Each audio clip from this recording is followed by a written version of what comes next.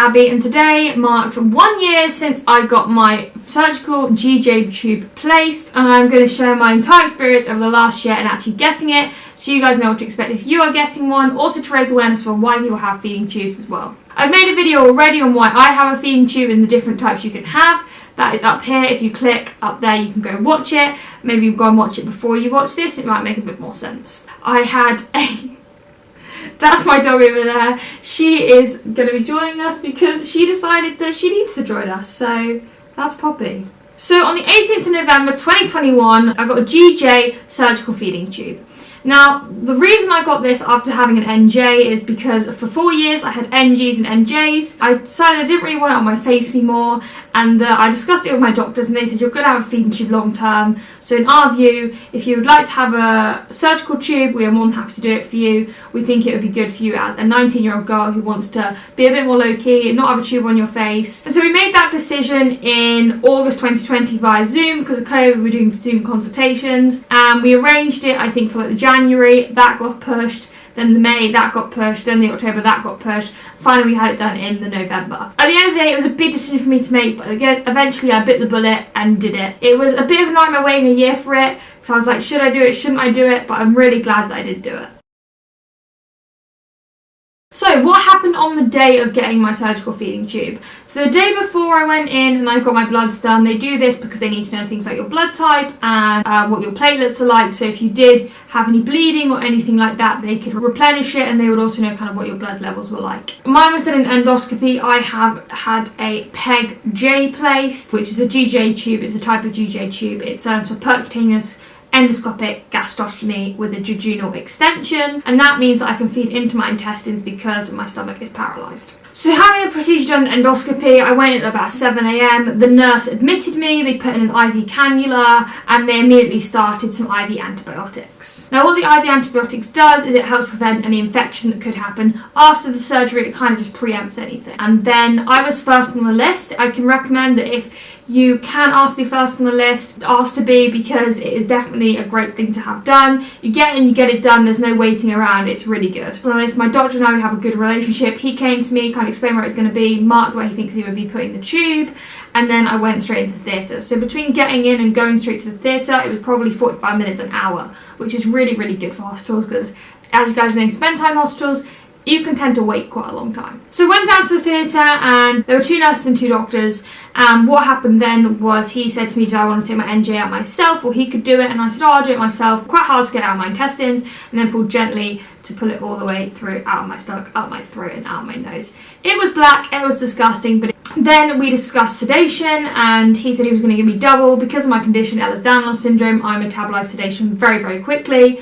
So I have to have double one average person of my size would need. Made sure my antibiotics were in, and made sure I had some fluids, paracetamol, and some pain medication as well. I don't know whether you guys do this, but every time I go to have the sedation put in, I'm kind of always like, oh, it's probably not going to work, I'm probably going to be awake, and then after 2 minutes I'm completely out, and then I wake up in the recovery and I'm just like, I don't even remember what's happened. Had that done, and then I really don't remember what happened after that. It was pretty quick. I think the whole procedure took about 40 minutes. Then I came out, and this is a clip of me in recovery.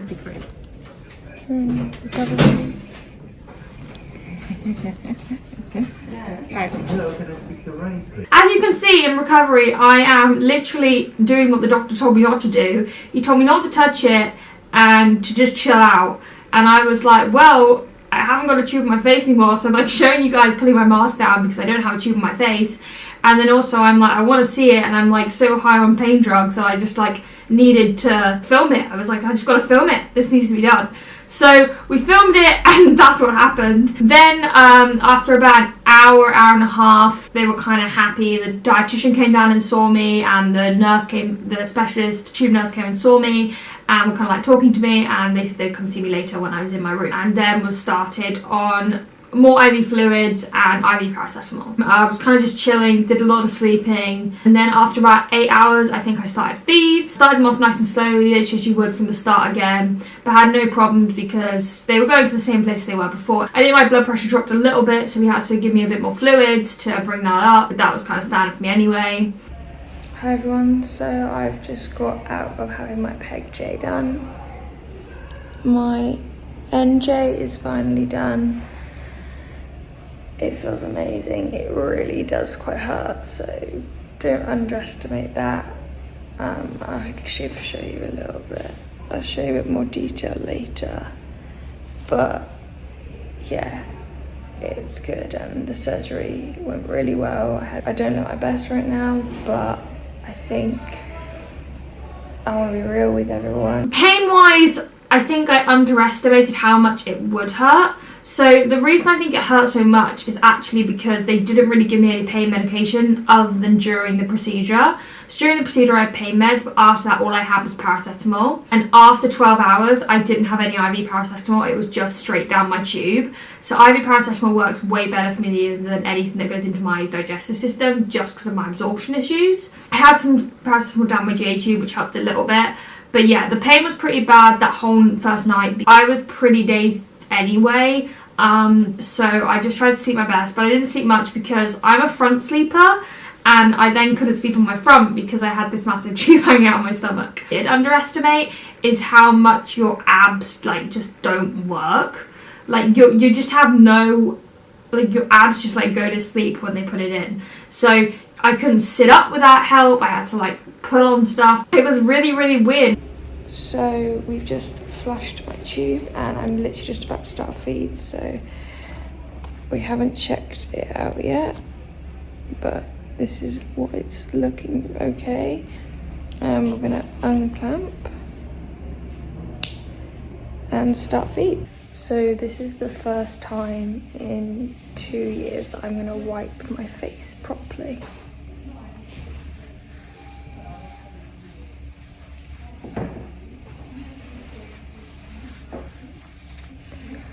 Feels pretty amazing. So the nurse just came and I think we're gonna get to go home. This is what the tube is looking like. I got the site. It's like probably a 7 out of 10 painful. Like it's not that bad, but it is quite painful. I'm on paracetamol. It took me a good like 4 weeks to be able to like sit up on my own. And then probably took me like 4 months for there to be no pain in any movement at all. But for like the first 4 months, there was quite a lot of pain in all movement. And also what you can remember with the tube is you've basically got an open wound that's trying to heal itself as best it can. It's not like you've had stitches and it's trying to heal those where the stitches are. It's not like the skin's trying to heal together. You've got to leave room for that track to stay open, because one thing they teach you is when they come to you 2 weeks after, they teach you to mobilize your tube, so to push it in and make sure that the bumper inside does not get stuck and the skin doesn't grow over it. So if you do that, you get something called buried bumper syndrome, and that can be really, really painful, dangerous, and will mean you having to have a new tube. And that's not something you want. I know someone who's had it and they said it was horrible. So another question someone asked me, they said, why did you choose to go for the GJ over the straight J tube? For me, I decided to go for the GJ because it was a bit more of a straightforward procedure, and in my condition, I'm going to have more challenges as I get older. And so I wanted to have that extra step with the J. GJ, a lot of people end up having that changed to a J. And so I was kind of hoping that if I had the GJ, it might buy me some time before I have the J. That was my main thinking behind it, was it was a bit less invasive. A J tube straight up means having a massive surgery where you have general anaesthetic and the recovery is like 3 times as long. And you literally have your whole stomach sliced open. So yeah, I was kind of a bit less invasive because it was endoscopy. Obviously, still a tube is still a pretty big operation. But obviously, some people go straight to J's for other reasons. One advantage of having the GJ is you have a single tube, but it has 2 lumens inside it. So one lumen goes to the intestines and one goes to the stomach. So you can do this thing called venting, which can let air out, which can help with nausea and bloating and gas that is in your stomach. And then you can also put your feed into your intestines and any medications you need into your intestines. It's kind of like the best of both worlds. And at this moment in time, it was the best option for me.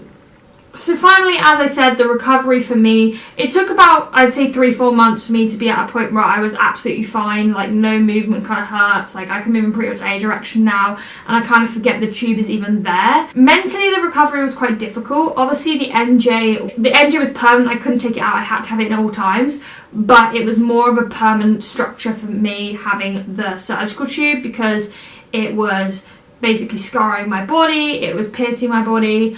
I really struggled looking at myself and seeing the tube coming out of me for a really long time.